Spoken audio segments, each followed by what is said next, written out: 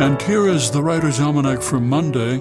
It's the 19th of July, 2021.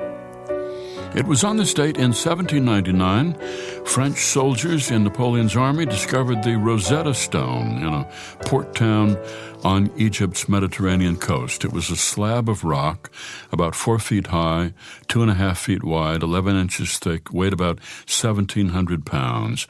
There was writing on the stone in 3 different scripts: ancient Greek, demotic, and Egyptian hieroglyphics. 3 texts that they discovered said the same thing.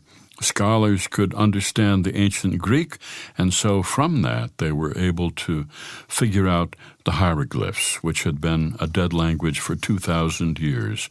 The stone has now been in the British Museum for more than 200 years.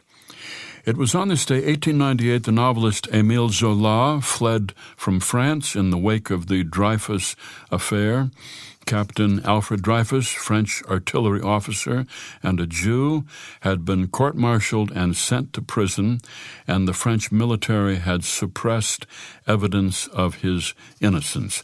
Zola, famous French writer then and now, had written a letter to a newspaper accusing the military of that very thing, which caused a great political uproar. And Zola fled to England lest he be imprisoned for libel. But the outcome was that Dreyfus was released and was exonerated. It's the birthday of the painter Edgar Degas, born in Paris, 1834, best known for his paintings of ballet dancers, and then after he lost his eyesight, his bronze sculptures of ballerinas and racehorses. Degas, who remained a bachelor his entire life, he said, "There is love and there is work, and we only have one heart." And it's the anniversary of the first Women's Rights Conference in history, Seneca Falls, New York, 1848, Elizabeth Cady Stanton and Lucretia Mott, at which they put forward the impossible idea that women should have the right to vote. Here's a poem for today by X.J. Kennedy, Death of a Window Washer. He dropped the way you'd slam an obstinate sash, his split belt like a shade unrolling, flapping. Forgotten on his account, the mindless copying machine ran scores of memos no one wanted. Heads stared from every floor. Noon traffic halted as though transformed to stone. Cops sealed the block with sawhorse barricades, laid canvas cover. Nuns crossed themselves. Flies went on being alive.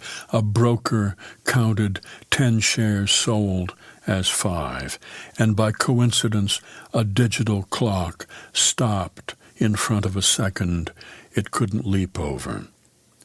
Struck wordless by his tumble from the sky to their feet, 2 lovers held fast to each other, uttering cries.